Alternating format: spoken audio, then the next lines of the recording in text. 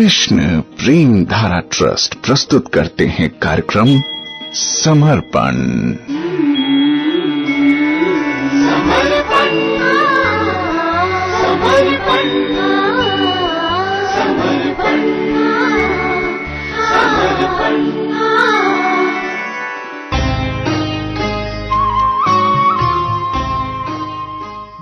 कार्यक्रम समर्पण में आपके साथ हूं मैं प्रेम धारा। नमस्कार, कैसे हैं आप?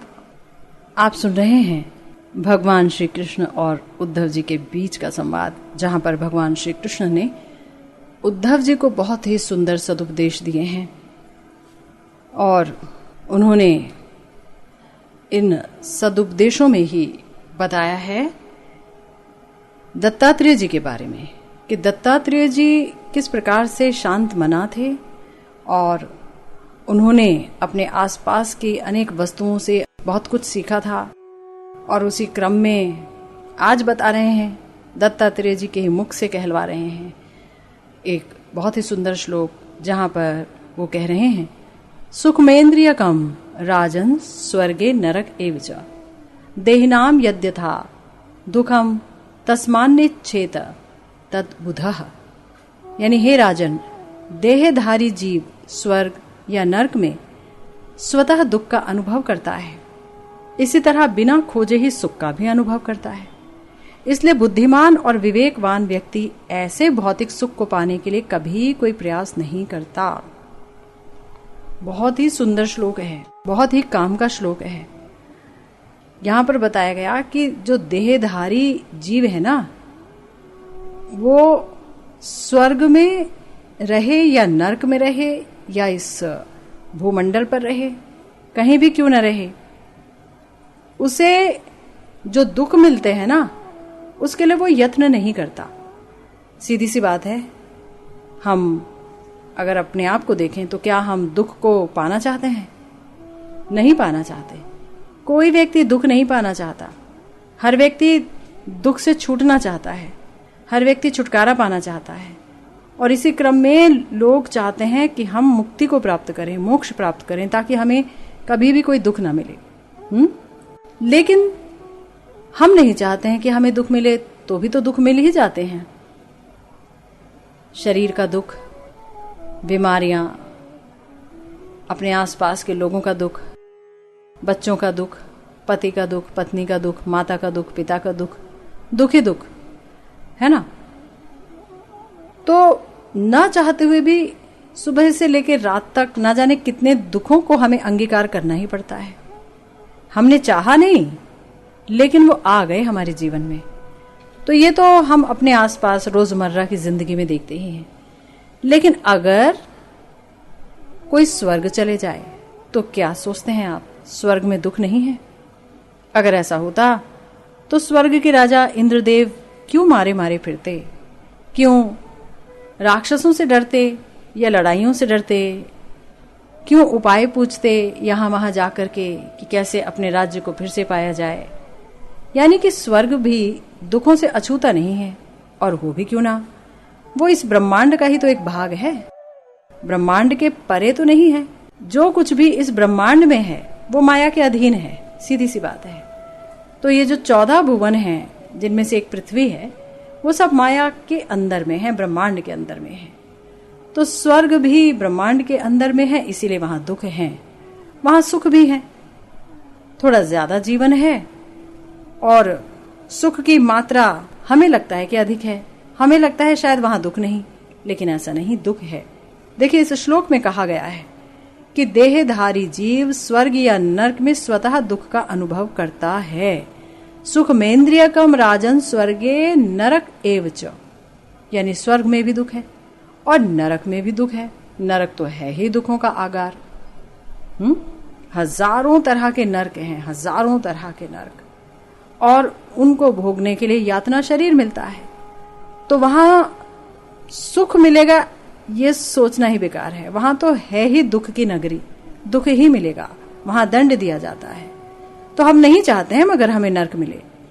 अब आप ये बताइए, कोई इंसान जो पाप करता है क्या ये सोचता है कि इसके बदले में मैं नरक जाऊंगा? अगर कोई उसे बता भी दे तो भी वो विश्वास नहीं करता है ना। और अगर मान लीजिए कोई विश्वास कर भी ले कि हाँ इसका नारकीय परिणाम होगा, तो भी वो सोचता है कि अरे जब होगा तब देखा जाएगा। और किसने देखा है स्वर्ग, किसने देखा है नर्क? कोई कोई तो ये भी कह देता है जी पृथ्वी पर ही है स्वर्ग और पृथ्वी पर ही है नर्क। यही दिखता है जी स्वर्ग नर्क। तो स्वर्ग भी है और नर्क भी है, हमारे शास्त्र बता रहे हैं। और वहां अपने आप दुख का अनुभव एक जीव करता है, देहधारी जीव, है ना। देह धारण करनी पड़ती है, चाहे स्वर्ग जाइए चाहे नर्क जाइए। और इसी तरह बिना खोजे ही सुख का भी अनुभव होता है। यानी जहां पर सुख है वहां दुख है, और जहां दुख है वहां सुख भी है। किसी ने खोजा नहीं, लेकिन कोई सुखद समाचार मिल जाता है, शरीर का सुख मिल जाता है, ठीक से नींद आ गई, बीमारियां दूर हो गई, ना जाने कितनी तरह के सुख। और वास्तव में देखा जाए तो ये जो सुख है ये है क्या? दुखों से छुटकारा मिल गया तो लगा बड़ा सुख है। एक बीमारी थी, बीमारी से छुटकारा मिला, लगा ऐसा तो सुख ही नहीं। तो क्या है सुख की प्रकृति भी। और अगर कुछ सांसारिक मिला, नौकरी मिली, ब्याह हुआ, बच्चे हुए, तो वो सुख कहाँ है? अगर कोई व्यक्ति उसमें सुख देखता है तो वो तो बहुत ज्यादा अज्ञान में है। वहां सुख नहीं है, वहां है भुलावा, छलावा, है ना। यानी इतना टेम्पररी है, इतना टेम्पररी है कि अगर आप वाकई इस पर मनन करें तो बहुत अच्छे अच्छे निष्कर्षों पर चले आएंगे। तो इसीलिए देहधारी जीव बिना यत्न के दुख और सुख दोनों का अनुभव करता है। इसीलिए जो बुद्धिमान व्यक्ति है और जिसको विवेक मिल गया है गुरुदेव से, साधुओं से, शास्त्रों से, वैष्णवों से, वो व्यक्ति ऐसे भौतिक सुख को पाने के लिए कभी कोई प्रयास नहीं करता, क्योंकि उसे पता है कि मैं इंद्रिय तृप्ति के पीछे अपना जीवन क्यों गंवाऊं। क्योंकि यहां पर अगर सुख है तो दुख भी है, और दुख है तो सुख भी है, और अपने आप मिल जाते हैं दोनों ही के दोनों। तो इसके लिए मैं इतना ज्यादा प्रयास क्यों करूं? जैसे कि हम आजकल देखते हैं अपने आसपास कि बच्चे पढ़ाई करते हैं तो पढ़ते ही चले जाते हैं। 22 साल, 25 साल, 30 साल उनकी उम्र हो जाती है, वो पढ़ते ही चले जाते हैं, पढ़ते ही चले जाते हैं, और सपने बुनते रहते हैं कि अब मुझे ये नौकरी मिलेगी, ऐसा मिलेगा, वैसा मिलेगा। तो ये प्रयास बुरा नहीं है, लेकिन 30 साल जिंदगी के समाप्त हो गए, भजन नहीं किया। क्योंकि हमें ये सिखाया गया कि पहले सेटल्ड हो जाओ, पहले अच्छी पढ़ाई करो, फिर अच्छी नौकरी करो, फिर अच्छी पत्नी या अच्छा पति लाओ। उसके बाद ऐसे नहीं, अभी अच्छे बच्चे भी पैदा करने हैं। अरे बच्चों की परवरिश कौन करेगा? उनको पालो पोसो, अरे पढ़ाओ लिखाओ, अब ब्याह कर दो। अब वो छोटे छोटे बच्चे आ गए उनके, उन्हें कौन संभालेगा? तो इस तरह से जो है जिंदगी तमाम हो जाती है, खत्म हो जाती है। इसीलिए यहां कहा गया कि मनुष्य को इंद्र तृप्ति के पीछे अपना जीवन बेकार नहीं गंवाना चाहिए। और ये शिक्षा दत्तात्रेय जी ने अजगर से प्राप्त की है, जो लेटा रहता है ना। अजगर करे ना चाकरी, पंछी करे ना काम, दास मलुका कह गए सबके दाता राम। अजगर देखिए कितना खाता है ना, लेकिन क्या वो शिकार के पीछे भागता है, दौड़ता है क्या शिकार के पीछे? उसका शरीर इतना मोटा होता है, इतना भारी होता है वो, कि वो बस एक जगह पड़ा रहता है। तो क्या वो भूखा मर जाता है?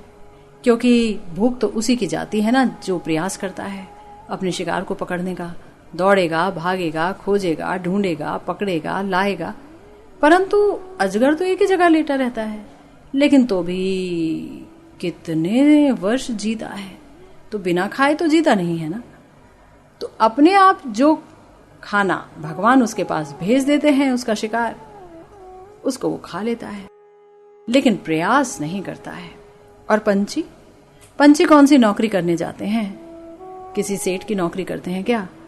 ना पंछी किसी सेठ की नौकरी करते हैं, ना अजगर किसी की नौकरी करता है। दोनों ही मगर पेट भर के खाते हैं। कई बार मैं सोचती हूं कि किसने दाने फैलाए होंगे, क्या कोई जाकर के इन पंछियों के लिए दाने गिरता है और क्या इतनी मात्रा में दाने डाल देता है कि सारे पंछी उसे खा के तृप्त हो जाते हैं? तो उत्तर है नहीं, ऐसा नहीं होता है। मनुष्य तो इतना स्वार्थी है कि अपने घर में सुख लाने के लिए, शांति लाने के लिए और किसी ग्रह का निवारण करने के लिए पंछियों के आगे दाने डाल देता है। लेकिन भगवान ऐसे नहीं है। भगवान ही की संतान है समस्त जीव, और भगवान सबकी व्यवस्था करते हैं, सबकी, हाथी से लेकर चींटी की, सबकी व्यवस्था भगवान ही करते हैं।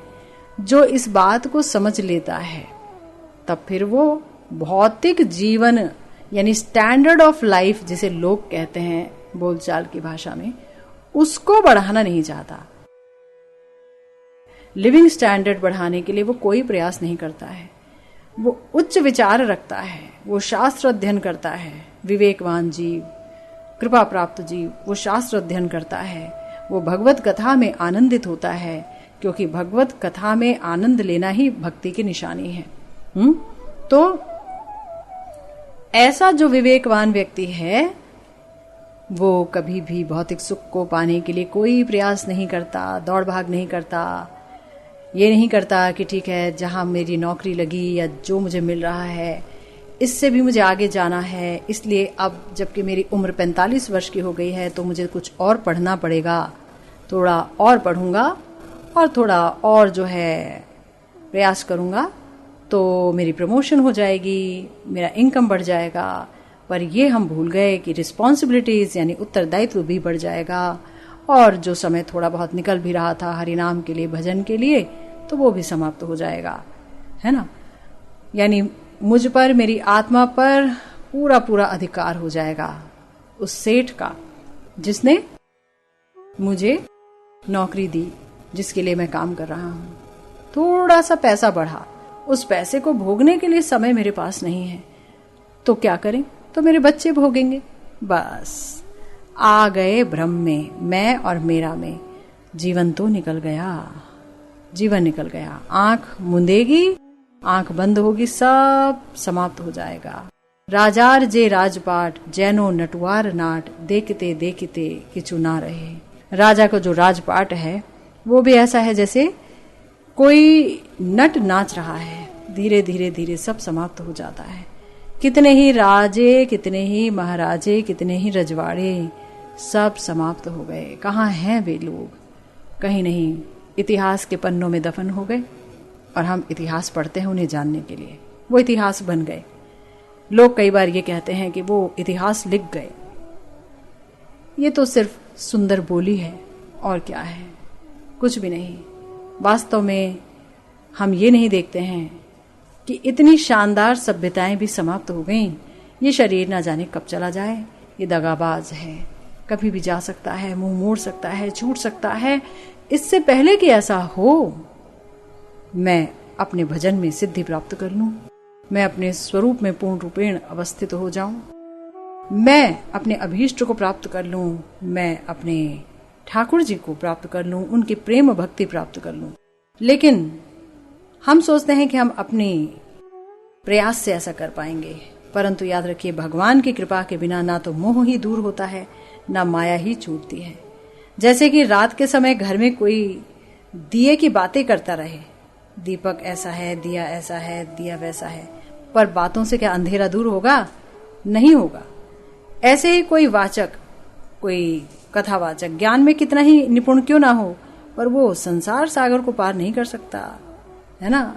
भगवान की शरणागति के बगैर संसार सागर को पार करना असंभव है, असंभव है। जैसे कि कोई एक दीन दुखिया भोजन के अभाव में भूख के मारे बहुत दुखी हो रहा है, और कोई व्यक्ति कहे चलो मैं तुम्हारे घर में कल्प वृक्ष का चित्र बना देता हूं, है ना, पारस पत्थर का चित्र बना देता हूं, तो क्या उस चित्र से उसकी विपत्ति दूर हो सकती है? नहीं। तो फिर सिर्फ बातों से मोह नहीं मिटता है, मोह मिटता है भगवान की कृपा से, और कृपा प्राप्त होती है भजन करने से। याद रखिए।